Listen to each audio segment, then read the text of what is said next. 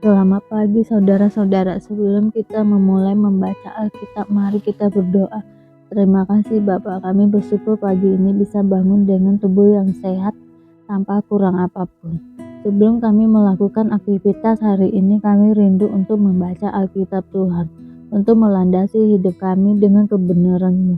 Oleh sebab itu kami semakin hari semakin berkenan di hadapan-Mu Tuhan. Urapilah setiap kami Tuhan, di dalam nama Tuhan Yesus. Haleluya. Amin. Elia ke Gunung Horeb. Ketika Ahab memberitahukan kepada Isabel segala yang dilakukan Elia dan perihal Elia membunuh semua nabi itu dengan pedang, maka Isabel menyuruh seorang suruhan mengatakan kepada Elia, "Beginilah kiranya para Allah menghukum aku, bahkan lebih lagi daripada itu. Jika besok kira-kira pada waktu ini aku tidak membuat nyawamu sama seperti nyawa salah seorang dari mereka itu." Maka takutlah ia, lalu bangkit dan pergi menyelamatkan nyawanya. Dan setelah sampai ke Betsheba yang termasuk wilayah Yehuda, ia meninggalkan bujangnya di sana. Tapi ia sendiri masuk ke padang gurun sehari perjalanan jauhnya, lalu duduk di bawah sebuah pohon aral. Kemudian ia ingin mati.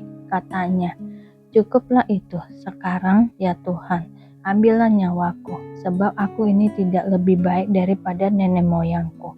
Sesudah itu ia berbaring dan tidur di bawah pohon aral itu.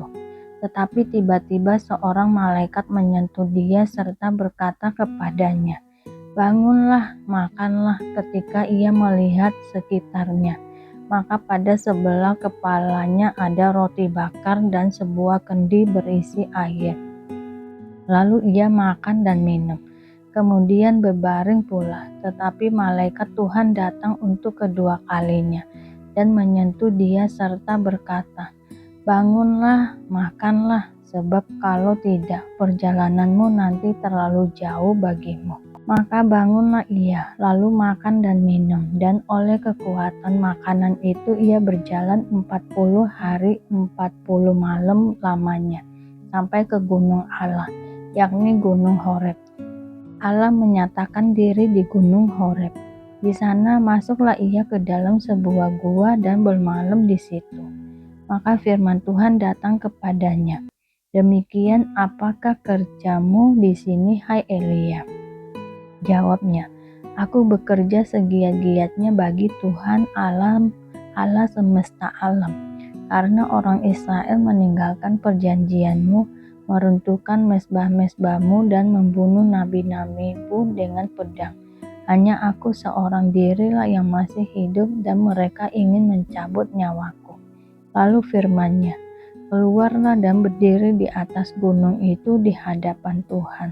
Maka Tuhan lalu angin besar dan kuat yang membelah gunung-gunung dan memecahkan bukit-bukit batu mendahului Tuhan, tetapi tidak ada Tuhan dalam angin itu. Dan sesudah angin itu datanglah gempa, tetapi tidak ada Tuhan dalam gempa itu. Dan sesudah gempa itu datanglah api, tetapi tidak ada Tuhan dalam api itu. Dan sesudah api itu datanglah bunyi angin sepoi-sepoi basah. Segera sesudah Elia mendengarnya, ia menyelubungi mukanya dengan jubahnya, lalu pergi keluar dan berdiri di pintu gua itu. Maka datanglah suara kepadanya yang berbunyi, "Apakah kerjamu di sini, hai Elia?" Jawabnya, "Aku bekerja segiat-giatnya bagi Tuhan Allah semesta alam, karena orang Israel meninggalkan perjanjianmu, meruntuhkan mezbah-mezbahmu dan membunuh nabi-nabimu dengan pedang. Hanya aku seorang dirilah yang masih hidup, dan mereka ingin mencabut nyawaku." Firman Tuhan kepadanya, "Pergilah, kembalilah ke jalanmu, melalui padang gurun ke Damsyik, dan setelah engkau sampai, engkau harus mengurapi Hazael menjadi raja atas Aram. Juga Yehu cucu Nimsi haruslah kau urapi menjadi raja atas Israel, dan Elisa bin Safat dari Abel Meholah harus kau urapi menjadi nabi menggantikan engkau." Maka siapa yang terluput dari pedang Hazael akan dibunuh oleh Yehu, dan siapa yang terluput dari pedang Yehu akan dibunuh oleh Elisa. Tetapi aku akan meninggalkan 7.000 orang di Israel, yakni semua orang yang tidak sujud menyembah Baal dan mulutnya tidak mencium dia. Elisa terpanggil. Setelah Elia pergi dari sana, ia bertemu dengan Elisa bin Safat yang sedang membajak dengan 12 pasang lembu. Sedang ia sendiri mengemudikan yang ke-12. Ketika Elia lalu dari dekatnya, ia melemparkan jubahnya kepadanya.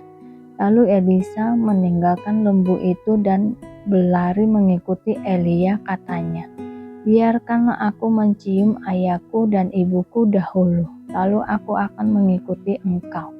Jawabnya kepadanya, "Baiklah, pulang dahulu, dan ingatlah apa yang telah kuperbuat kepadamu."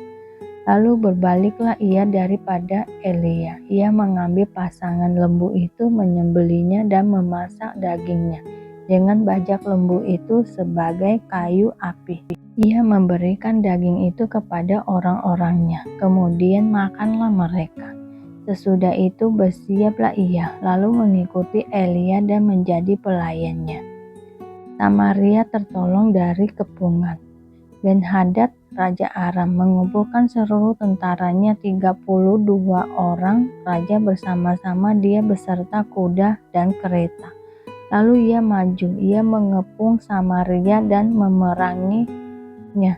Kemudian ia mengirim utusan ke kota itu kepada Ahab Raja Israel dengan pesan, "Beginilah pesan Ben-Hadad, emasmu dan perakmu adalah milikku, dan juga istri-istri dan anak-anakmu yang cantik-cantik adalah milik." Israel menjawab, katanya, "Seperti bicaramu itulah ya Tuhanku Raja. Aku ini dengan segala yang ada padaku adalah milikmu." Sesudah itu, utusan-utusan itu kembali dan berkata, "Beginilah pesan Ben-Hadad, memang aku telah menyuruh orang kepadamu mengatakan, emas dan perakmu, istri-istri dan anak-anakmu harus kau serahkan kepadaku. Tetapi besok kira-kira pada waktu ini aku akan menyuruh pegawai-pegawaiku kepadamu, dan mereka akan menggeledah rumahmu dan rumah pegawai-pegawaimu. Maka segala yang mereka lihat dan ingin akan mereka ambil dan mereka bawa."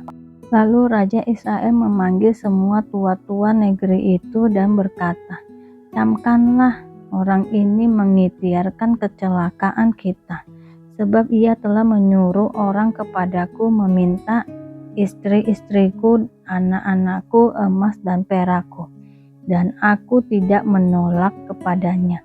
Lalu kata semua tua-tua dan segenap rakyat itu kepadanya, "Jangan dengarkan, jangan luluskan." Sebab itu ia berkata kepada utusan-utusan Ben-Hadad, "Katakanlah kepada tuanku raja, segala yang pertama kali kau suruhkan kepada hambamu ini, aku akan melakukannya. Tetapi tuntutan yang kemudian ini tidak dapat kupenuhi." Lalu pergilah utusan-utusan itu dan menyampaikan jawab itu kepada Ben-Hadad. Ben-Hadad menyuruh orang kepada Ahab dengan pesan, "Beginilah kiranya para Allah menghukum aku, bahkan lebih lagi daripada itu, jika rakyat yang mengikut aku masih dapat menjemput segenggam penuh debu puing Samaria." Tetapi Raja Israel menjawab, katanya, "Katakanlah orang yang baru menyandang pedang, janganlah memegahkan diri seperti orang yang sudah menanggalkannya." Segera sesudah Ben-Hadad mendengar perkataan itu, pada waktu ia sedang minum-minum dengan raja-raja di pondok, berkatalah ia kepada pegawai-pegawainya, "Aturlah barisanmu." Lalu mereka mengatur barisannya melawan kota itu. Tetapi tiba-tiba tampillah seorang nabi kepada Ahab, Raja Israel, serta berkata, "Beginilah firman Tuhan, sudahkah kau lihat semua orang yang sangat ramai itu, bahwasannya pada hari ini aku akan menyerahkan mereka ke dalam tanganmu, supaya engkau tahu bahwa akulah Tuhan. Lalu bertanyalah Ahab, dengan bantuan siapa? Jawabnya, beginilah firman Tuhan, dengan bantuan orang-orang muda, pengiring kepala-kepala daerah. Tanyanya pula, siapakah yang akan memulai perang? Jawabnya, engkau. Kemudian ia menghitung jumlah orang-orang muda, pengiring kepala-kepala daerah itu. Ada 232 orang banyaknya.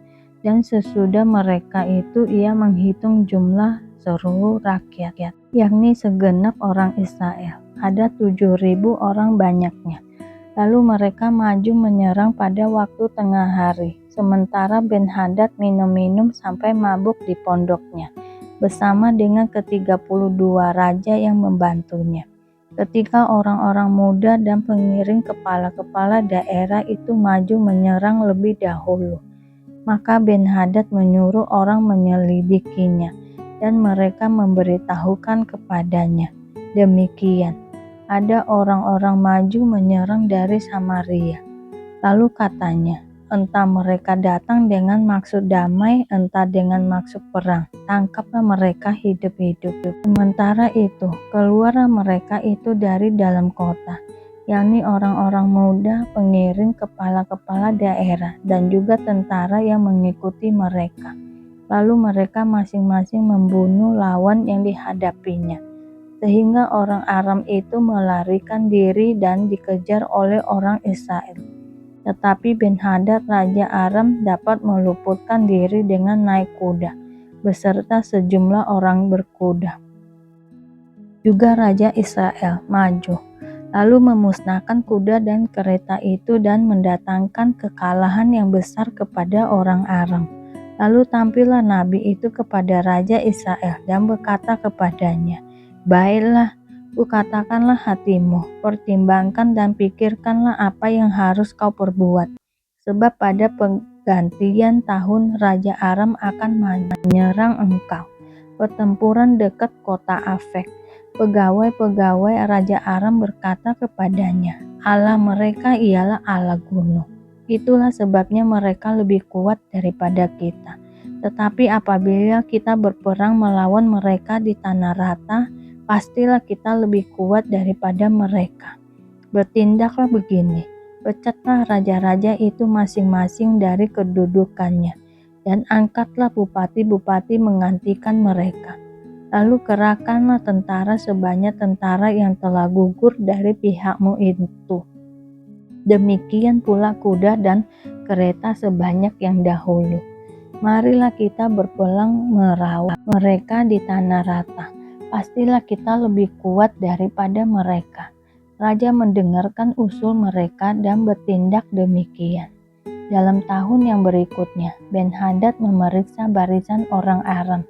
Lalu ia maju ke Afek untuk berperang melawan orang Israel. Orang Israel pun memeriksa barisannya dan setelah dibekali mereka berangkat menghadapi orang Aram. Orang Israel berkemah di hadapan mereka, seperti dua kawanan kambing. Sedang orang Aram telah datang membanjiri negeri itu. Maka tampillah abdi Allah dan berkata kepada Raja Israel, beginilah firman Tuhan. Oleh karena orang Aram itu telah berkata, Tuhan ialah Allah gunung dan bukan Allah dataran, maka aku akan menyerahkan seluruh tentara yang besar itu ke dalam tanganmu, supaya kamu tahu bahwa akulah Tuhan. 7 hari lamanya mereka berkemah berhadap-hadapan, tetapi pada hari yang ketujuh mulailah pertempuran, dan pada suatu hari orang Israel menewaskan 100.000 orang berjalan kaki dari orang Aram itu.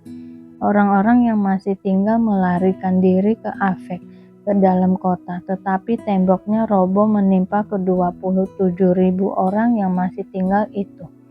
Sementara itu, Ben-Hadad melarikan diri dan masuk ke kota, dan bersembunyi dari satu kamar ke kamar yang lain. Lalu berkatalah pegawai-pegawainya kepadanya, ketahuilah, kami telah mendengar bahwa raja-raja kaum Israel itu adalah raja-raja pemurah. Marilah kita menaruh kain kabung pada pinggang kita dan tali pada kepala kita, dan dengan demikian keluar menghadap Raja Israel. Barangkali ia akan menyelamatkan nyawamu.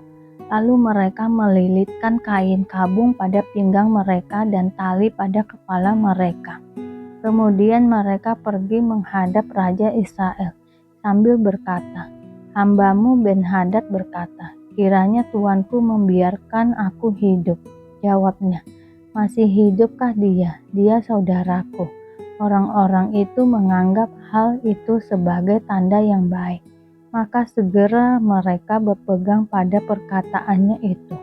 Lalu berkata, "Memang saudaramu Ben-Hadad."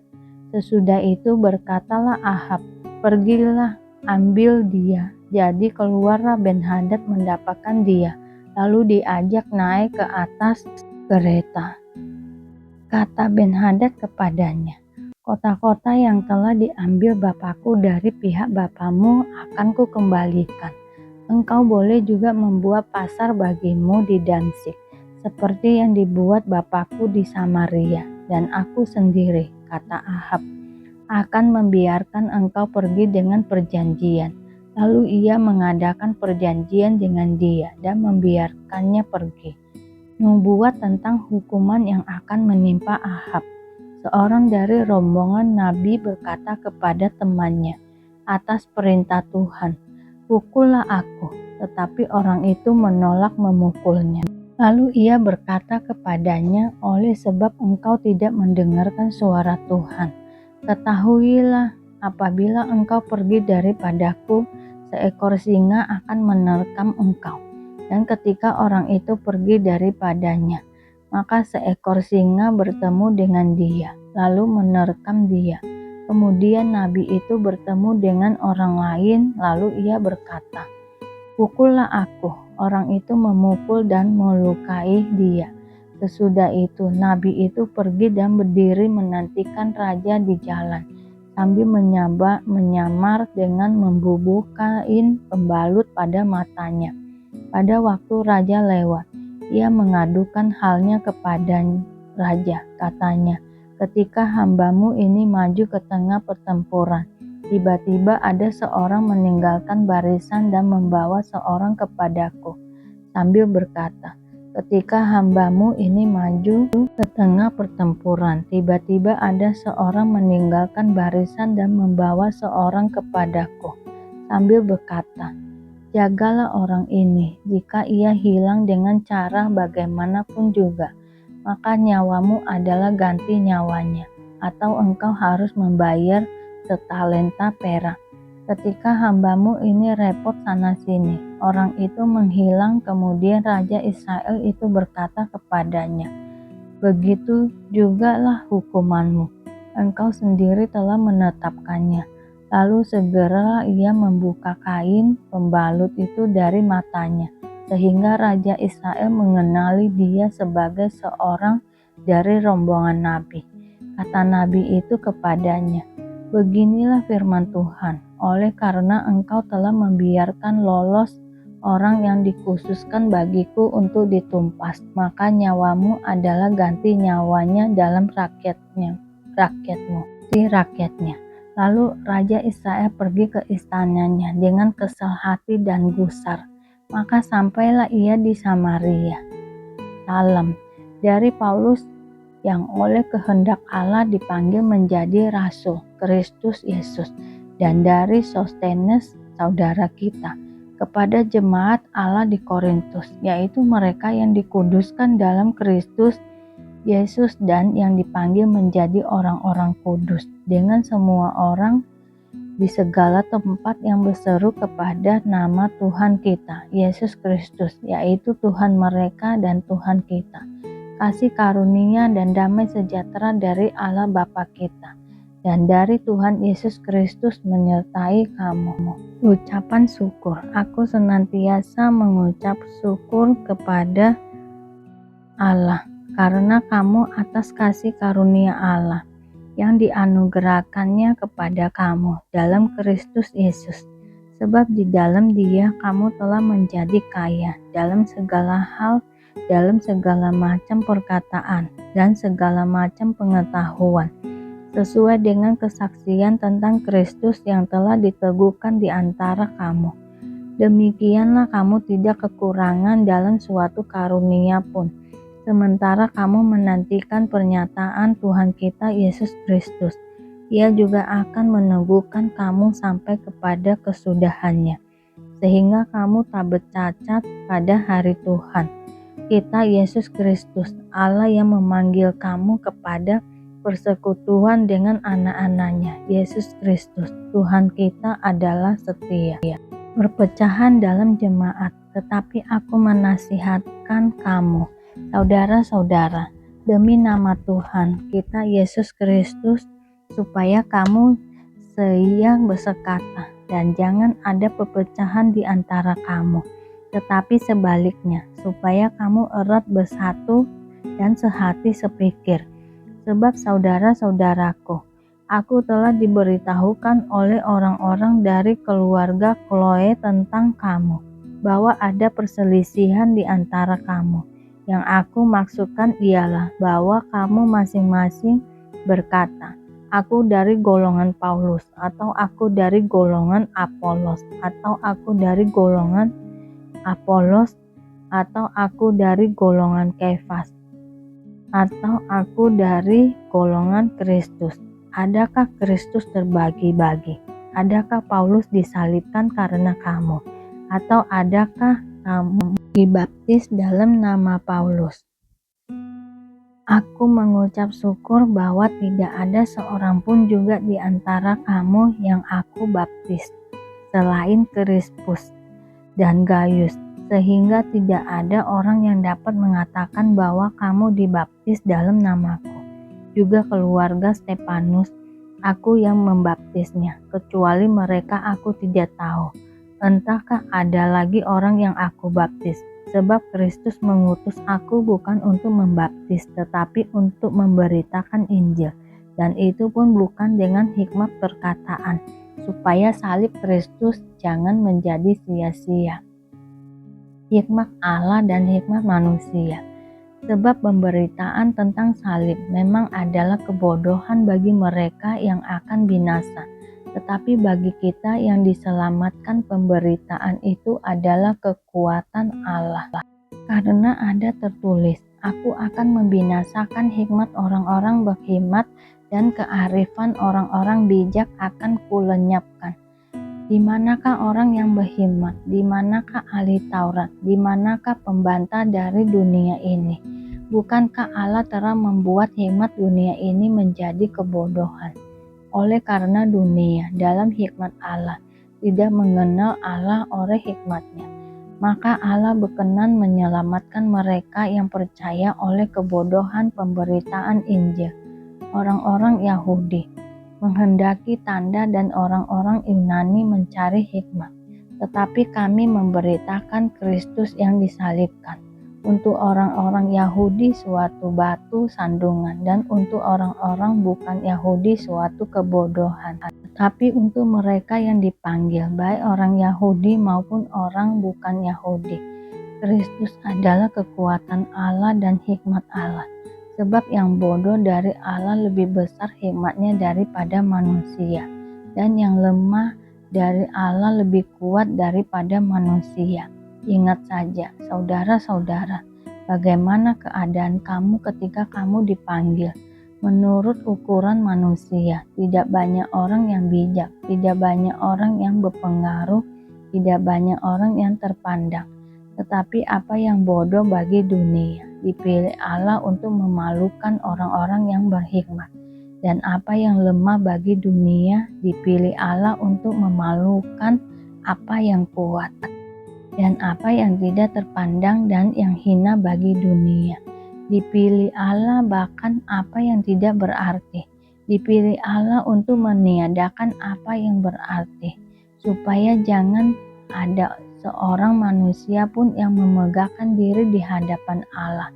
Tetapi oleh Dia, kamu berada dalam Kristus Yesus, yang oleh Allah telah menjadi hikmat bagi kita.